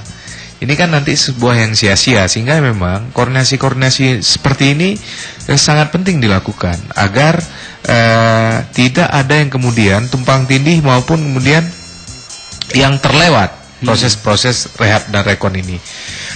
Saya mengatakan bahwa rasanya kalau bicara tentang jumlah biaya, jumlah uang yang kemudian untuk rehab rekon buktinya tersisa gitu ya, tersisa. Dan kalau kita lihat juga anggaran keuangan pemerintahan Aceh juga maaf juga ada juga tersisa gitu. Sehingga memang nggak ada alasan tidak kemudian masyarakat yang memang sudah menjadi korban ini kemudian tidak mendapatkan rumah. Tapi problemnya di lapangan juga kan juga kita juga harus sadar juga bahwa ada juga masyarakat kita yang nakal gitu ya. satu orang kemudian seperti yang tadi beberapa SMS masuk bisa mendapat 3 rumah, 2 rumah, pokoknya lebih dari 1 rumah gitu. Ini yang kemudian kesadaran-kesadaran ini sebenarnya juga harus kita pertontonkan kepada orang, gitu loh. Jangan hanya kita bisa menuntut hak gitu, tapi kemudian kita sendiri sebenarnya tidak menampakkan kelakuan yang kemudian bisa menjadi contoh dan panutan. Padahal masih banyak saudara-saudara kita yang tinggal di barak. Sedangkan kita yang hak kita menjadi 1 rumah itu kemudian mendapatkan 3, 2 rumah, atau mungkin ada yang 5 rumah, pernah kita baca di media. Hal seperti ini yang kemudian harus secara sadar bahwa ya kalau bukan menjadi hak kita, kenapa enggak kemudian kita kasih sama saudara kita yang masih di barak gitu. Jadi solidaritas masyarakat dunia membantu kita luar biasa, tapi kita sendiri tidak bersolidaritas kepada saudara kita yang masih hari ini masih di barak gitu. Kalau bahasanya ada nyohana lunco atau ini tidak saya ambil, akan diambil orang lain. Jangan kita ambil kalau memang bukan hak kita gitu. Saya kira tidak terlalu sulit itu. Karena harus berani mengatakan tidak juga pada yang kemudian memang bukan hak kita. Gitu. Kan kita sering memakai istilah gitu. Yang haram saja susah. Yang halal saja susah, apalagi yang haram katanya. Masya Allah kalau bagi saya gitu ya. Ya memang bukan hak kita, ngapain kita ambil gitu. Oh, diambil sama orang ya udah gitu loh. Ini yang kemudian kesadaran-kesadaran ini juga harus dibangun gitu. Yang ini juga saya kira memberikan kontribusi. Minimal kalau ada 200 orang yang seperti itu, kemudian berapa rumah yang kemudian kita bisa bagi sama saudara kita di barat gitu. Jadi jangan hanya juga kita melihat bahwa hal ini kita tuntut kepada orang, tapi kita sendiri kemudian tidak coba berkontribusi, memberikan kontribusi yang kemudian orang lain juga sebenarnya juga berhak mendapatkannya. Proses-proses ini saya kira menjadi hal yang umum, yang menjadi rahasia umum juga. Buktinya beberapa rumah itu kan ditarik gitu. Walau tadi seperti disampaikan, justru penegakan hukumnya yang kemudian tidak terjadi. Sehingga yang tidak ketahuan ya maaf selamat gitu. Yang ketahuan saja yang kemudian ditarik, tapi nggak ada tindakan hukum. Walau kita tahu bahwa gertak sambal dulu pernah disampaikan oleh para petinggi di BRR gitu, tapi kenyataannya juga nggak ada. Jadi proses-proses ini tidak akan mungkin kita bisa mengurangi apabila kemudian partisipasi kita yang seperti ini juga tidak kita berikan. Dan saya harus mengatakan bahwa kalau secara kasat mata sebenarnya indikator untuk keberhasilan rekon ini sederhana saja bagi kita masyarakat awam gitu. Kalau saya hanya melihat 2 indikator saja, mungkin indikator lain juga banyak. Yang pertama adalah yang kemudian kecil sekali orang yang kemudian tidak mendapatkan rumah, atau rumah yang dibangun itu kemudian memenuhi syarat dan jumlahnya sangat memadai, dan kalaupun terlewat masyarakat itu mungkin kecil. Itu yang pertama.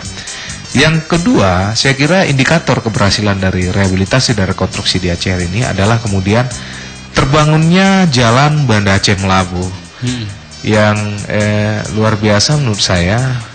Sebagian besar badan jalannya itu kemudian sudah digerus oleh air gitu. Itu secara kasat mata, secara fisik yang kemudian kita bisa mengatakan bahwa bagaimana sebenarnya mengukur indikator dari keberhasilan proses rehab dan rekon ini.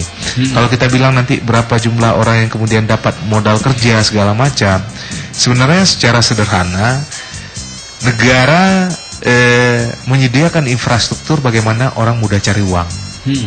Bukan kemudian masyarakat kemudian dinabobokkan dengan bantuan-bantuan modal. Tapi kemudian bagaimana kita mudah berjualan, bagaimana kemudian kita mudah menanam padi, ada irigasi, bagaimana kita mudah mencari sewa becak gitu ya.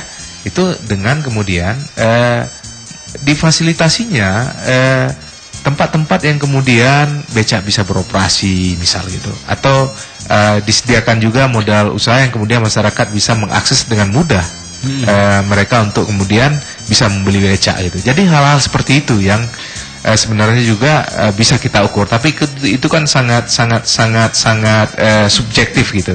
Tapi dari kasat mata, saya kira kita awam ini mungkin kalau melihatnya pada dua itu saja sebenarnya. Kalau kita anggap bahwa jumlah yang korban yang tidak mendapatkan rumah dengan jumlah rumah yang sudah tersedia, kemudian sebagian kemudian tidak mendapat, ini saya kira harus ajungi jempol juga, dan harus kemudian kita mengakui bahwa dengan apa yang sudah dilakukan BRR itu sudah maksimal. Tapi kalau itu jauh dari harapan, saya kira ya harus kita akui juga dan kita kritisi juga bahwa ya BRR belum berhasil, dan ini menjadi PR bagi yang melanjutkan, yang memegang mandat kelanjutan dari proses rehabilitasi dan rekonstruksi ini.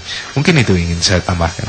Ya baik, Bang Haikal, Bang Hamzah, dan Bang Jalil, mungkin nanti kita lebih berbicara tentang peralihan dana BRR kepada pemerintah ataupun dengan badan lain yang disebutkan oleh Bang Haikal tadi, BKRA mungkin, dan solusi apa setelah BRR ini hengkang dari Aceh. Tapi sebelumnya kita dengarkan dulu tembang manis yang telah dipersiapkan oleh pendengar Sago dimanapun Anda berada. Kita kembali lagi dalam acara Bincang-Bincang Malam Pulom setelah ini. Baik pendengar Sago dimanapun Anda berada, kita masih bersama 3 orang pembicara pada malam hari ini.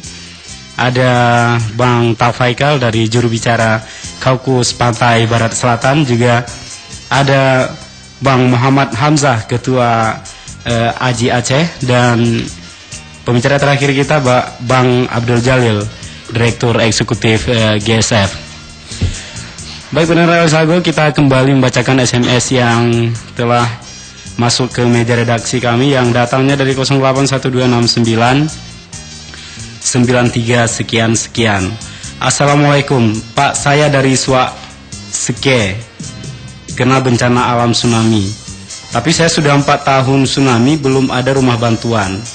Orang lain semuanya sudah dapat. Ada yang lain belum dapat rumah, dia teriak-teriak sama kepala desa atau BRR. Tapi saya tidak mau, karena rezeki kemana kita pasti dia ke kita katanya. Karena jika rezeki pasti dia ke kita. Ya sebenarnya saya yang paling pedih tsunami dan anak meninggal. Saya sekarang sedang hidup sebatang kara. Saya pergi ke BRR, katanya ibu dapat, tapi sampai sekarang belum ada apa-apa. Tapi saya Pak, kalau tidak dapat sekarang nggak apa-apa, karena itu harus dia tanggung jawab semuanya di akhirat nanti. Dari Suak Seke. Baik, kemudian yang datangnya dari 08 526066 sekian. Kami harap kepada Pak Bupati lebih baik tolak saja aset BRR. Mungkin ini untuk Bapak Bupati Aceh Barat ya. Karena banyak rumah yang belum dibangun dan masih banyak rumah yang rusak. Jangan nanti BRR sudah keluar dari Aceh, jangan sampai Bupati yang tanggung resikonya. Kalau didemo sama masyarakat. Dari Andri di Cot Darat. Kemudian lagi yang datangnya dari 08527781 sekian. Selamat malam Bapak narasumber. Ini mau tanya Pak narasumber. Kata BRR bantuan kerugian gempa dalam 1 KK adalah 15 juta. Tetapi yang keluar hanya 2.500.000. Kenapa Pak? Dari Rizal di Gampa. Baik, mungkin pendengar Raya Sago akan ditanggapi oleh pembicara kita pada malam hari ini. Mungkin untuk kesempatan pertama kita berikan kepada Bang Jalil untuk menanggapi SMS yang telah kita bacakan tadi. Silakan. Oke, terima kasih. Sebenarnya cukup banyak ini SMS yang mungkin nggak tercover semua kita jawab. Kita mohon maaf pada pendengar, mungkin waktu yang kita terbatas. Menurut saya begini, saya sebenarnya mengucapkan ribuan terima kasih yang sujud syukur atas dibubarnya BRR Distrik Melabuh, dan kita harap secepat mungkin untuk dibubarnya BRR seluruh Aceh, saya pikir. Kalau terjadi pembubaran yang sangat global, saya mengharapkan tahun 2005 pada lahir BRR, kemudian akhir 2005 langsung dibubar sebenarnya.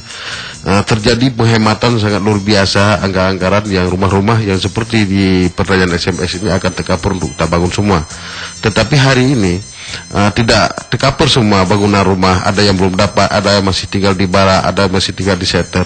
Ini adalah karena kita harus meluangkan uang yang jatahnya harus kita bangun rumah, tapi harus kita bangun rumah yang kerja-kerja di BRR.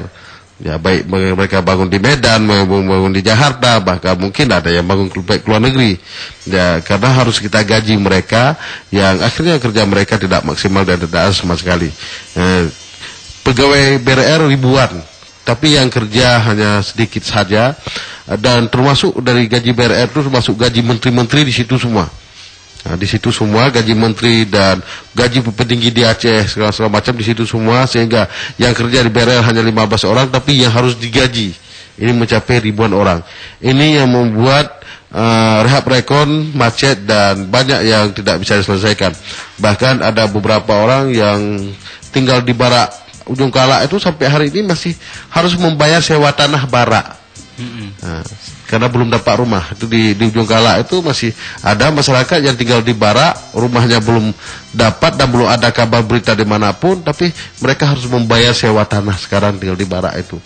Nah, kemudian karena BRR itu cukup banyak gaji segala macam, sehingga banyak mengeluarkan uang dan untuk gaji mereka, sehingga ada KP4D yang tidak mendapatkan gaji. Ya, mungkin dengan kelebihan mereka, akhirnya mereka mencari gaji di luar. Ya, seperti ini kasus ini terjadi di Desa Panggung, sehingga Ketua KP4D bersama perangkat anggota-anggotanya melakukan pembohongan terhadap korban-korban tsunami sekitar 25 orang, sehingga mereka itu meminta uang, ya ada sampai 9 juta. Ya, bahkan mereka ada kwitansi di Panggung untuk korbannya. Ya, saya pikir saya mengetuk hati KP4D Panggung pada malam ini ya untuk mengembalikan uang orang itu. Ya, jangan terlampau muluk-muluk berjanji, bahkan mungkin rumah untuk orang itu nggak ada, tapi uang dah diambil. Saya mohon di sini ya untuk dikembalikan uang itu. Sebab ya kalau kita bicarakan dengan hukum, ya hukum sendiri nggak jalan sebenarnya dalam proses hari ini. Padahal ketua tim segala macam itu Wakapolres lagi. Nah, ini persoalan-persoalannya. Mungkin kita tidak mengharapkan kepada penegakan hukum untuk menyelesaikan masalah Panggung yang terjadi pengutipan uang kepada korban tsunami, tetapi kita harapkan kepada si pengutip uang. Ya, sudah cukup kita diberikan tsunami, bahkan ada pendengar yang SMS minta tsunami lagi. Saya pikir sudah cukup kita tsunami, kita rasakan ini. Jangan sampai diulang lagi tsunami. Sebab doa-doa orang yang teraniaya, doa-doa orang yang terdalimi, ya itu serasa sangat makbur sebenarnya. Jadi kita sangat takutkan itu. Ya, kepada yang pihak yang mengutip uang ini seperti di Desa Panggung ini, ya kita minta tolong untuk dikembalikan uang hari ini. Kemudian ini terjadi penghematan luar biasa dengan bubarnya BRR. Seharusnya udah tahun 2005 lalu bubar BRR. Nah, jadi akhirnya rehab rekon kita bisa selesaikan. Kemudian ini menjadi malapetaka lagi ketika BRR sudah bubar, kemudian dibentuk lembaga-lembaga lain lagi. Berarti sama dengan kita buat bumerang lagi, buat masalah lagi, sehingga untuk kita gaji lagi mereka. Toh yang kita gaji mereka itu ya mereka pegawai negeri, minta gaji lagi, tambah gaji lagi mereka yang duduk di badan nanti di bawah gubernur lagi. Ya, lebih baik kalau memang ingin rehab rekon ini udah di gubernur aja lah, selesai. Gubernur bupati langsung tangani. Toh mereka sudah digaji, jangan double gaji lagi. Ini kan kita kebanyakan honor di semuanya. Semua sepanjang jalan honor terus. Nah, kerja nggak jalan, kerja nggak jelas. Jadi gaji yang lebih banyak. Sebenarnya lagi kalau dangkal masih di bawah gubernur ada lembaga lagi semacam, tambah honor lagi, tambah honor gubernur lagi. Ya, pada gubernur di mana kerja hari ini?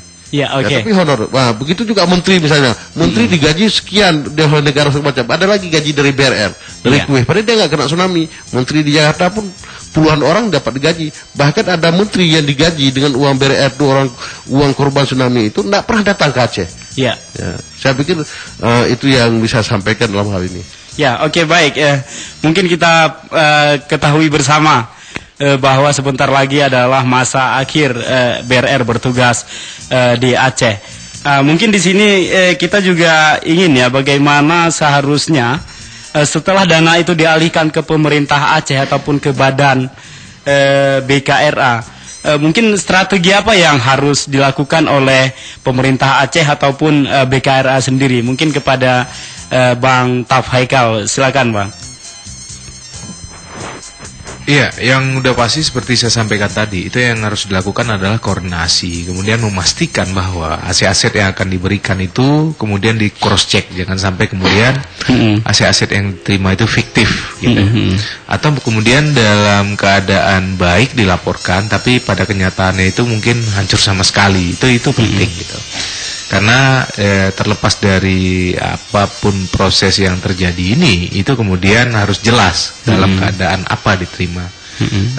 Selanjutnya, saya kira sisa-sisa anggaran itu juga kemudian itu diberikan mandat yang penuh juga, seperti apa yang sedang berjalan hari ini terhadap proses-proses pengelolaan keuangannya. Sehingga memang keputusan-keputusan cepat itu bisa diambil dan tidak ragu dan tidak takut juga dalam mengambil keputusan itu. Jangan sampai nanti di kemudian hari atau mereka sendiri ragu-ragu dalam mengambil keputusan, sehingga memang apa yang sekarang yang tersisa karena waktu semakin panjang, orang kemudian nanti bisa tidak sabar terhadap kenyataan yang ada. Ini juga akan menjadi persoalan yang baru lagi yang seperti tadi sudah disebutkan oleh Bang Jalil, gitu.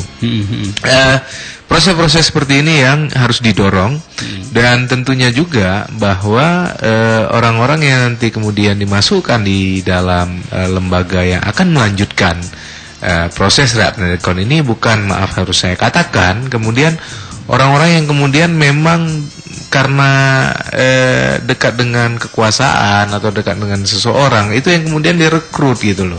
Itu sudah cukup terjadi, semua diakomodir di dalam proses reakon ini di dalam BRR. Tapi kemudian untuk yang akhir ini kan akan banyak PR yang masih tersisa, yang itu nanti akan banyak masalah sangkut menyangkut dan bagai benang kusut, gitu. Yang ini kemudian harus dipilah-pilah, dan tentunya orang-orang yang akan terlibat ke depan kemudian mereka-mereka yang memang sangat profesional di bidangnya, sehingga bisa memberikan solusi, bukan kemudian menjadi problem baru yang justru membuat tambah bingung, tambah sedih, dan tambah doa-doa yang seperti tadi itu, gitu. Padahal kita juga tidak berharap bahwa doa itu akan terjadi, Bang Jalil, ya. Pak Muhammad juga saya kira juga tidak sepakat bahwa tsunami akan terjadi, gitu. Karena saya kira akan mengulang, dan ya insya Allah lah itu nggak akan terjadi lagi.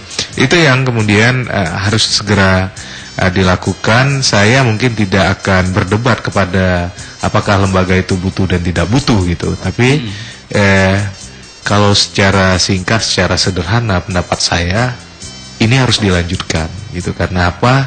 Kita dengar sendiri dari SMS yang masuk, masih banyak saudara kita yang di barak. Tapi dengan jumlah yang ke depan mungkin tidak terlalu banyak lagi yang tersisa. Ini insya Allah kalau kemudian dilakukan dengan tepat, ini tidak terlalu membutuhkan waktu terlalu panjang untuk kemudian membenahi yang tersisa ini. Mungkin seperti itu, Pak Jal. Ya, oke, baik. Mungkin ada satu hal lagi yang ingin kita kupas sebenarnya malam hari ini. Tadi Bang Hamzah mengatakan bahwa tidak terrealisasinya pembangunan rumah, tidak terpenuhinya rumah untuk korban tsunami yang sampai hari ini belum dapat, itu dikarenakan oleh data, dikarenakan asesmen yang tidak valid, ya.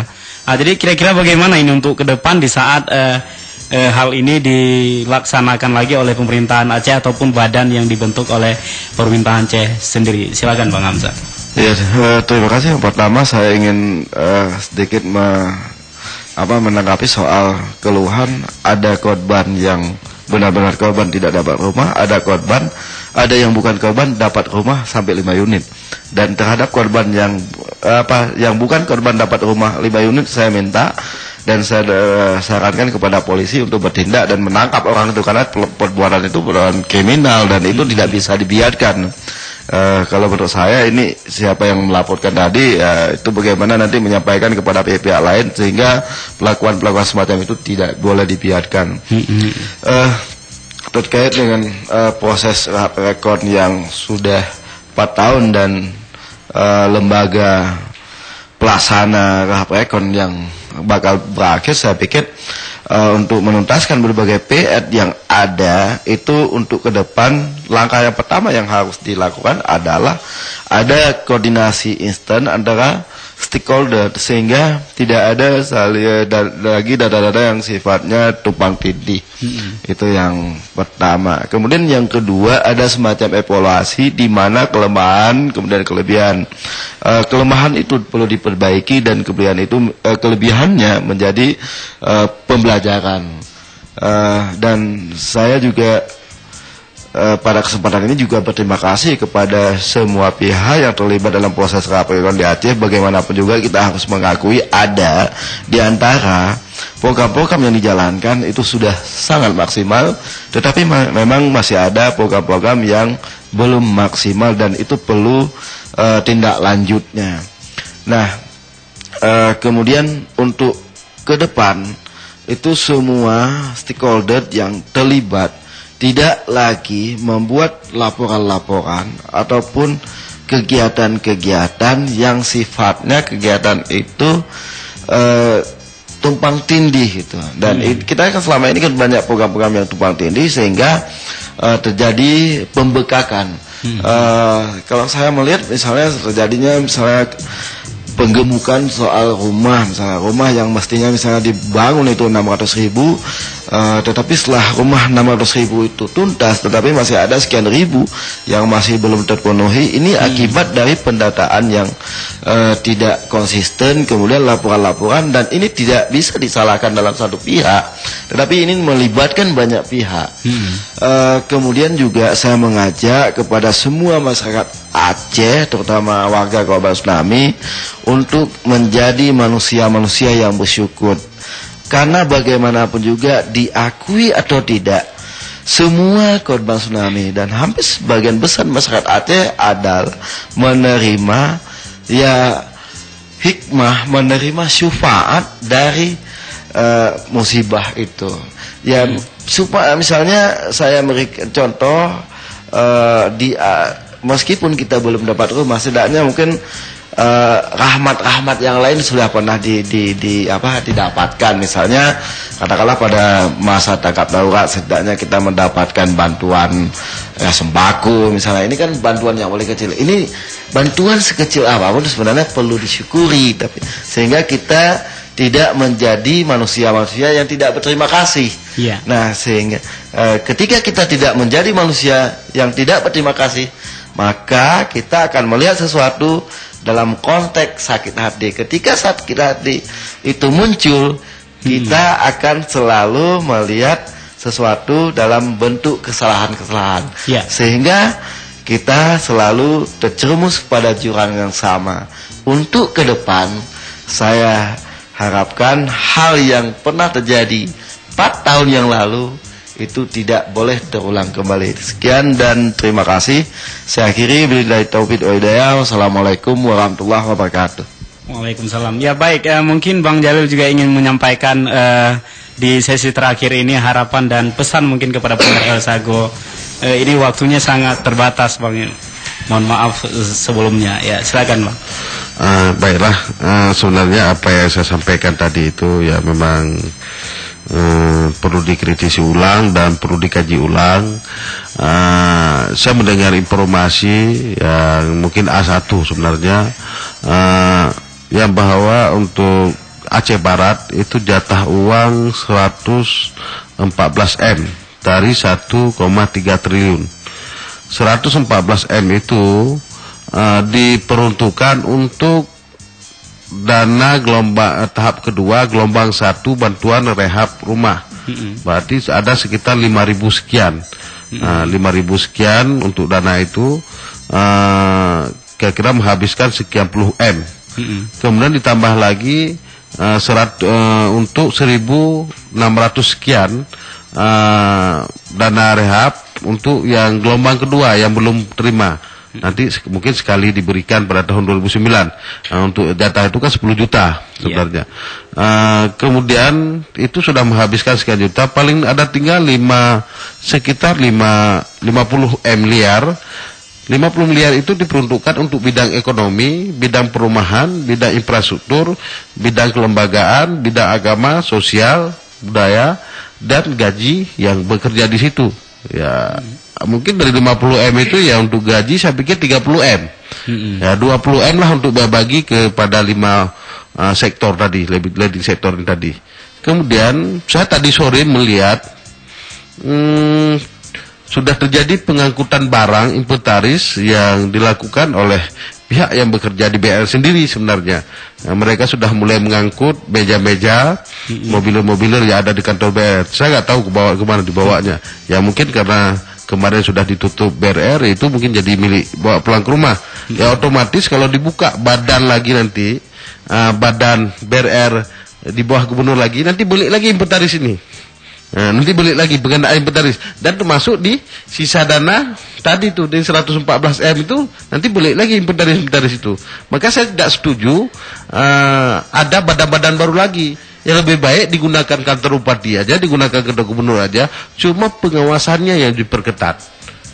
Pengawasannya yang diperketat. Selama ini pengawasan yang tidak ketat sama sekali sebenarnya.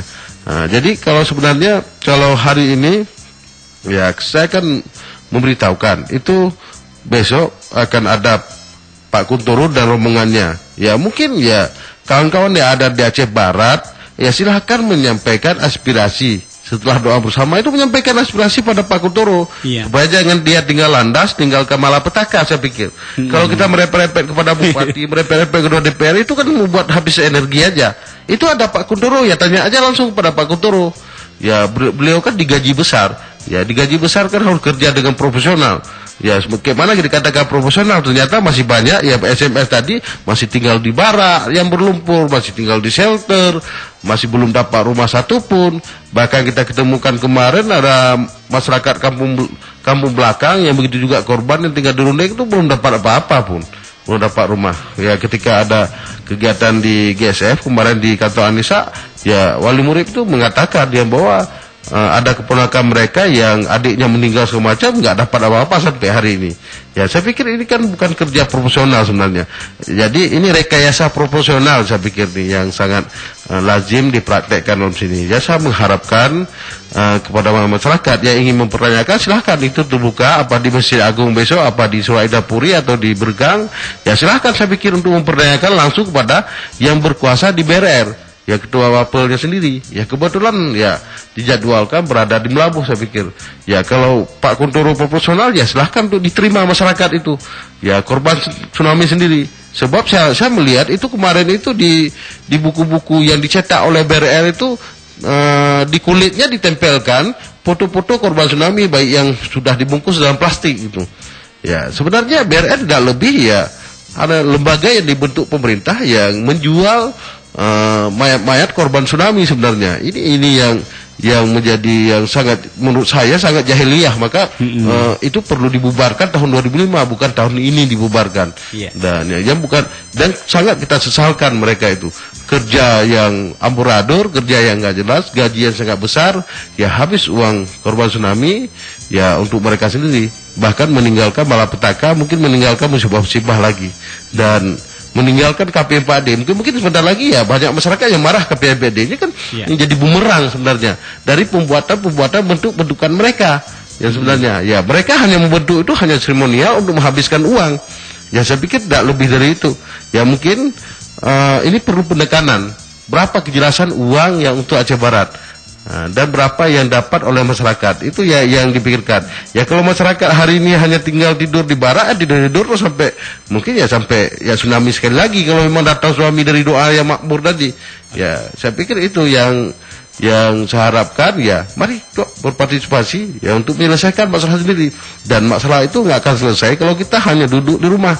Dan itu ada kesempatan ya sampaikan informasi, ada pejabat-pejabat yang datang besok, mungkin cukup banyak pejabat yang datang ke Aceh Barat, bahkan dari media-media pun cukup banyak yang datang. Ya silakan disampaikan, jangan sampai nanti mereka sudah selesai dan sudah pulang besok baru teriak marah untuk orang. Nah itu nggak boleh sebenarnya. Ini lagi ada kesempatan lewat nanti diambil orang. Ya mungkin harapan saya seperti itu. Ya saya tidak mengajak untuk bermacam-macam kepada masyarakat. Saya hanya memberitahukan ada wadah untuk dan kesempatan untuk sampaikan informasi. Silakan disampaikan. Ya saya pikir kita bukan klaik di situ, bukan ingin bacok Pak Kun segala macam, enggak. Ya, penting kita sampaikan informasi, ya saya pikir ya hak dan wajar saya pikir. Ya pihak keamanan wajib melindungi masyarakat yang ingin menyampaikan aspirasinya. Apalagi ya korban tsunami sendiri yang belum mendapatkan haknya. Ya saya pikir ya semua pihak harus berlapang dada dan legowo untuk menerima suhat daripada korban tsunami pada hari ini. Mungkin terima kasih sampaikan pada pendengar Elsago dan pada kru Elsago. Sekali kiri, assalamualaikum warahmatullahi wabarakatuh. Oke, waalaikumsalam warahmatullahi wabarakatuh. Terima kasih Bang Jalil dan juga kesempatan terakhir bagi Bang Tauf Haikal pada dialog kita malam hari ini untuk menyampaikan pesan dan harapan terhadap proses melanjutkan proses rehabilitasi dan rekonstruksi. Silakan Bang Tauf Haikal. Ya, di akhir-akhir kerja BRR ini kita sepakat bahwa itu belum maksimal, ya.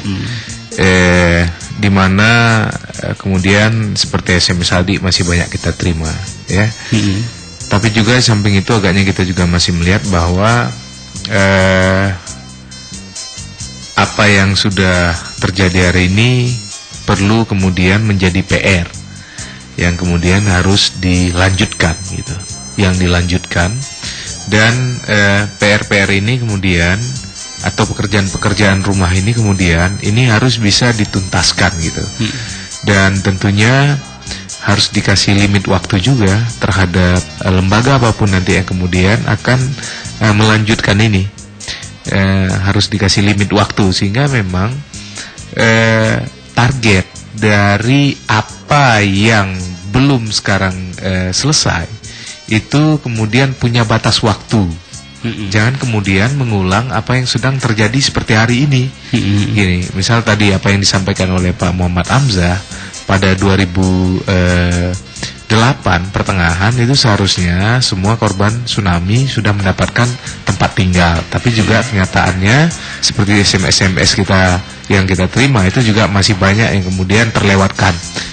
Ini target-target ini yang kemudian harus diberikan kepada lembaga yang ke depan akan melanjutkan dari proses rekon ini. Dan tentunya kita selaku masyarakat Aceh juga harus berterima kasih pada masyarakat dunia yang juga kemudian sudah membantu kita. Terlepas dari kemudian plus dan minus, lebih dan kurang, yang sudah pasti saya kira namanya juga kemudian orang memberikan bantuan kepada kita juga harus bersyukur. Karena saya kira semakin kita bersyukur, insya Allah Allah akan menambah nikmatnya. Itu yang saya kira di sanubari kita yang muslim pasti ada semua. Mungkin itu saja, dan saya kira korban tsunami yang sekarang kemudian belum mendapatkan haknya, jangan pernah bosan. Memang saya kira banyak teman-teman di luar, banyak masyarakat sipil yang kemudian siap sebenarnya membantu. Tapi walau kemudian seperti Bang Jalil sendiri punya keterbatasan kemampuan, tapi yang paling tidak sejauh yang kemudian kita bisa membantu, insya Allah kita pasti mau bantu. Mungkin itu saja. Dan sekali lagi 4 tahun tsunami saya kira memang kita kenang, tapi kemudian sejauh mana korban-korban ataupun mereka-mereka yang hari ini masih belum terpenuhi hak-haknya itu kemudian bisa didapat. Terima kasih. Assalamualaikum warahmatullahi wabarakatuh. Ya, oke, baik ya, terima kasih Bang Tauf Haikal, terima kasih Bang Abdul Jalil, juga terima kasih Bang Muhammad Hamzah telah bersama pendengar Elsago lebih kurang 2 kali 60 menit. Dan terima kasih juga kepada pendengar Elsago yang telah berpartisipasi, baik telah mendengarkan acara ini juga telah mengirimkan SMS. Walaupun kami juga di sini mohon maaf karena SMS yang pendengar Elsago kirimkan tidak semuanya bisa kita bacakan karena terbatasnya waktu kita pada saat ini. Saya yang membawa acara juga, dan ya, satu hal lagi, mungkin pendengar Elsago, SMS ini akan kita teruskan ke pemerintah daerah, mungkin pemerintah juga akan mencari solusi terhadap apa yang menjadi kendala dari masyarakat atau khususnya yang menjadi korban tsunami. Baik, saya pembawa acara selama 2 jam bersama pendengar El Sago juga mohon maaf apabila ada kata yang kurang berkenan dan ada kata yang kurang tersusun. Saya Afrizal Air dari studio yang bertugas. Demikian bincang-bincang malam Pulom pada malam hari ini, dan akhirul kalam billahi taufiq wal hidayah. Wassalamualaikum warahmatullahi wabarakatuh.